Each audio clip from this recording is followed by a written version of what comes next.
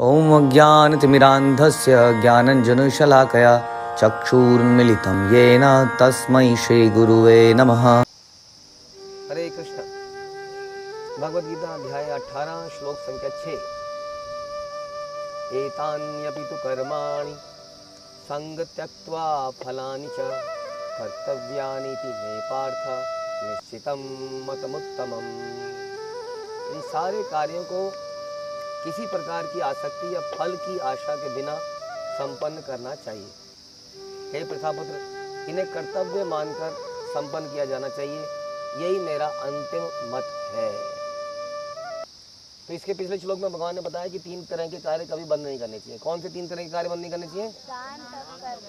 दान तप यज्ञ कभी बंद नहीं करने चाहिए। लेकिन दान तप यज्ञ किस भाव से करने चाहिए ये भगवान इस श्लोक में बता रहे हैं। और साथ साथ ये बता रहे हैं कि ये भगवान का अंतिम मत है, इसमें फर्दर कोई रिसर्च करने की ज़रूरत नहीं है। हाँ, कोई इसमें PhD करने की ज़रूरत नहीं है। भगवान बता रहे हैं कि जब भी आप दान करें, तप करें, यज्ञ करें तो इस भाव से करें। किस भाव से करें? इन सारे कार्यों को किसी प्रकार की आसक्ति या फल की आशा के बिना, किसी प्रकार की आसक्ति या फल की आशा के बिना, यानी कि जब दान करें तो बदले में फल की आशा ना हो कि मैंने दिया है तो मुझे ही मिलेगा। अगर मैंने दिया है तो जब मेरी ज़िंदगी में बुरा समय आएगा तो कोई मेरी मदद करेगा, तो इतनी इच्छा भी नहीं करनी चाहिए। आपने माना किसी संस्था को पूरा जीवन दे दिया और जब आपके जीवन में बुरा समय आया तो किसी ने आपकी मदद नहीं करी, तो आपका दिल उदास हो जाएगा। हाँ, तो फिर क्या करें? हमारे दिल को बुरा लगेगा कि नहीं? हमने पूरा जीवन दिया और जब हमारे जीवन में बुरा समय आया तो किसी ने हमारी मदद नहीं करी, तो ऐसे में क्या होगा? उसका रिजल्ट क्या होगा? उसके बाद क्या होगा? उसके बाद वो व्यक्ति संस्था को छोड़ देगा। संस्था का छोड़ने से क्या होगा? उसका भक्तों का संग समाप्त हो जाएगा। भक्तों के संग समाप्त होने से क्या होगा? उसकी भक्ति चली जाएगी। तो अभी तक तो उसका नुकसान वास्तव में हुआ नहीं था, मटेरियल लॉस हुआ था, और मटेरियल संसार में होना ही है। होना है कि नहीं? लेकिन उसका वास्तविक लॉस तब होगा जब भक्तों से दूर चला जाएगा। इस संसार में सबसे बड़ा दुख क्या है बताइए? ऐसा कौन कहता है? ऐसा रामानंद राय कहते हैं। किसको कहते हैं? चैतन्य महाप्रभु को। चैतन्य महाप्रभु के पूछे जाने पर कि संसार में सबसे बड़ा दुख कौन सा है, तो बताते हैं कि भक्तों से दूर चला जाना। यानी कि हमारे जीवन में दुख तो आया नहीं था, लेकिन हमने तुनक कर भक्तों को छोड़ दिया। उसके बाद क्या हुआ? अब जो है असली दुख आएगा कि हमारे से भक्त दूर चले जाएंगे। तो यानी कि जब हम किसी को कुछ करें तो कम से कम ये आशा भी ना करें कि बदले में हमारे साथ भी कुछ कम से कम हमारी मदद करी जाएगी। तो ऐसा भाव हम कैसे पैदा करें बताइए? कैसे ऐसा भाव पैदा करें कि हम कर रहे हैं लेकिन बदले में हमारे साथ कुछ नहीं किया जाएगा? दास मान के, तो दास को भी तो सैलरी मिलती है मंथ एंड में। Servant, private servant, public servant, private servant होता है नहीं। सर्विस आप क्या करते हैं जी? बिजनेस करते हैं, सर्विस करते हैं? नहीं, सर्विस करते हैं। तो सर्वेंट को सैलरी मिलती है। सारी दुनिया सैलरी के लिए करती है, लेकिन वो सर्वेंट वास्तव में वो सर्विस क्या है? वो सर्विस नहीं है, वो जॉब है। उसका नाम दे दिया सर्विस। सर्विस नहीं है वो, क्योंकि उसके बदले में आपको वेतन चाहिए। तो सर्विस के बदले में क्या चाहिए होता है फिर? सैलरी। ये कह रही सैलरी, सर्विस के बदले में सर्विस ना। तो मैंने तुम्हारी सर्विस करी, तुम मेरी सर्विस करो। सर्विस के बदले में सर्विस। हाँ, और सर्विस। तो मुझे क्या मिला फिर? मुझे क्या मिला? और सर्विस। तो अल्टीमेटली फायदा क्या हुआ? और सर्विस। तो सेवा से जो आनंद मिलता है वो फायदा रहेगा। तो इसलिए ये बता रहे हैं कि जब हम दान करें तो ये ना सोचें कि जब मेरे बुरे जीवन आएंगे, जरूरत समय आएगा तो कोई मदद करेगा, नहीं तो क्या होगा? भक्ति छूट जाएगी। उसी से बता रहे हैं दान और फिर तप। हाँ, तपस्या भी ये सोच के ना करें कि इतना व्रत रख लेंगे तो 16 सोमवार रखेंगे तो एक अच्छा पति मिलेगा। उमा देवी की पूजा करते हैं लोग अच्छे पति के लिए, शिव जी के अच्छे पति के लिए और उमा देवी की अच्छी पत्नी के लिए। ओके, तो ऐसी तपस्याएं ना करें जिसमें कोई लाभ होगा। हाँ, जैसे आपको कोई बताए कि बेटा ये वाला व्रत रखोगे तो पेपर में नंबर ज़्यादा आएंगे, रखोगे फिर आप लोग? पेपर में नंबर नहीं चाहिए हैं? अपने आप कह रहे हैं जितना भगवान दे देंगे हम मेहनत पूरी करेंगे। तो हम क्या बोलते हैं इसके लिए कि do your best, leave the rest on Krishna. तो इस प्रकार से तपस्या भी ऐसी करनी चाहिए। तो फिर तपस्या करनी क्यों चाहिए? भगवान प्रसन्न होते हैं हमें कष्ट में देख के हैं? क्या देखते हैं?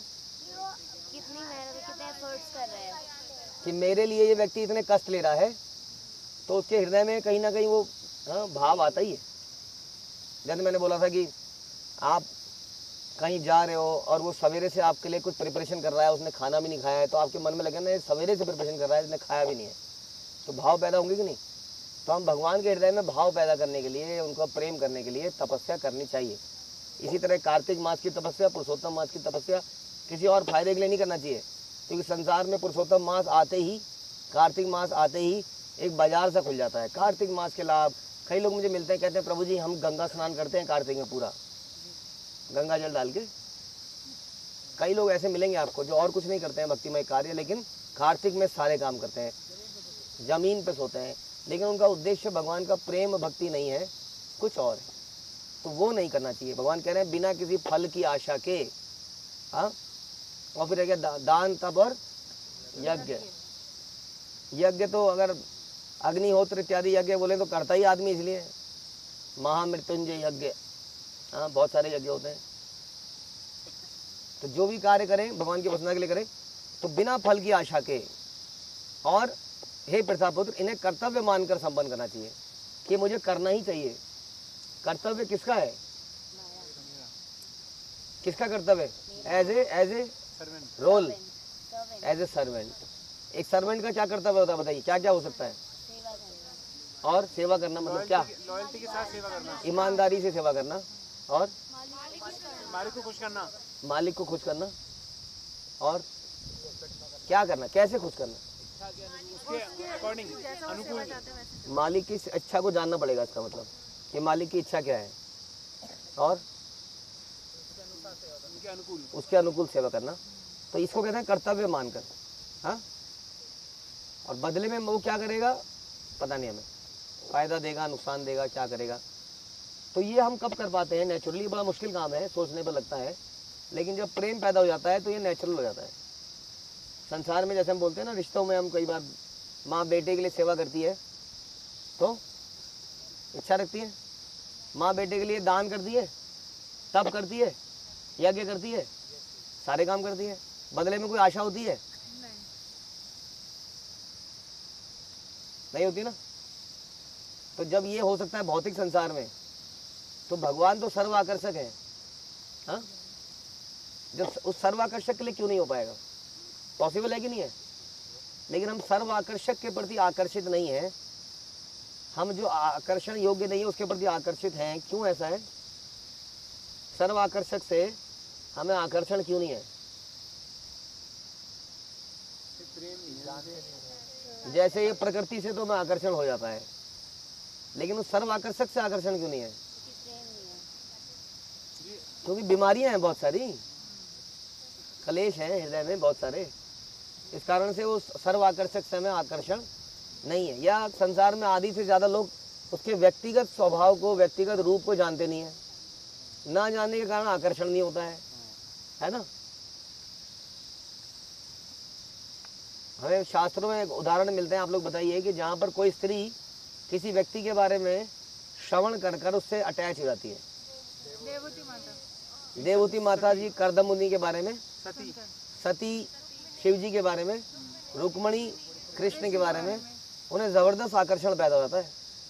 इतना आकर्षण कि सती, रुक्मणी का अलग एग्जाम्पल है, चलो सती और देवहूति, ये दोनों राजा की बेटियां थी, और जहाँ ये गई वहाँ क्या था? घर, पूरा जंगल,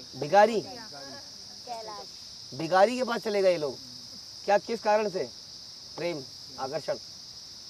तो जैसी वैसे ही जब कृष्ण से आकर्षण हो जाता है तब संसार की सारी वस्तुएं आदमी, तो इसमें कोई हैरानी की बात है? नहीं। लोग हैरान ऐसा कैसे हो जाता है, वो आकर्षण ही ऐसा है। आकर्षयति इति कृष्ण। तो जब उनसे आकर्षण हो जाएगा तो हम कर्तव्य मान के भी नहीं करेंगे, फिर तो करेंगे क्योंकि नेचुरली अंदर से आ रहा है कि करना ही है जीवन में, और करना ही क्या है, यही तो करना है। प्रभुपाद बता रहे हैं कि यद्यपि सारे यज्ञ शुद्ध करने वाले हैं, लेकिन मनुष्यों को ऐसे कार्यों से किसी फल की इच्छा नहीं करनी चाहिए। दूसरे शब्दों में, जीवन में जितने सारे यज्ञ, भौतिक यज्ञ उन्नति के लिए हैं, उनका परित्याग कर देना चाहिए। लेकिन जिन यज्ञों से मनुष्य का अस्तित्व शुद्ध होता है, आध्यात्मिक स्तर पर उठाने वाले होते हैं, उनको कभी बंद नहीं। तो समझ में आया कि इस्कॉन वाले क्यों व्रतों के अगेंस्ट में है, करवा चौथ और होली क्यों है, समझ में आता है? क्योंकि ये श्लोक में लिखा हुआ है भाई, हमने थोड़ी कुछ किया है, ये श्लोक में बताया जा रहा है सर कि केवल वही व्रत, केवल वही तपस्या, केवल वही दान जो भगवान की प्रसन्नता के लिए वही करना चाहिए। जिस किसी वस्तु से कृष्ण भावना में तक पहुंचा जा सके उसे प्रोत्साहित करना चाहिए किसी भी चीज तरीके से। श्रीमद् भागवत में कहा गया कि जिस कार्य से भगवत भक्ति का लाभ हो उसे स्वीकार करना चाहिए। यह धर्म की सर्वोच्च कसौटी है। धर्म क्या है बताइए, क्या बताया? धर्म क्या है? जिससे भगवत भक्ति का लाभ हो वो धर्म है। समझ में आ गया? बड़ा सिंपल। भगवत भक्त को ऐसे किसी भी कर्म, यज्ञ या दान को स्वीकार करना चाहिए जो भगवत भक्ति करने में सहायक है। तुरंत उसको स्वीकार कर लेना चाहिए, उसमें ज़्यादा क्वेश्चनबाजी नहीं करनी चाहिए। समझ में आया? तो भगवान ने दोबारा से बताते हैं, भगवान ने बोला ये 3 प्रकार के काम कभी बंद नहीं करने चाहिए, लेकिन ये 3 प्रकार के कार्य किस भावना में करने चाहिए? कर्तव्य मान के, बिना किसी फल की आशा के, या और ज़्यादा बेटर भगवान के प्रेम से उनकी सेवा करने के लिए संसार में दान, तप और यज्ञ करना चाहिए। नहीं तो क्या करना चाहिए? उसको त्याग देना चाहिए। ठीक है? ओके, हरे कृष्णा। श्रील प्रभुपाद की जय, भगवद गीता की जय।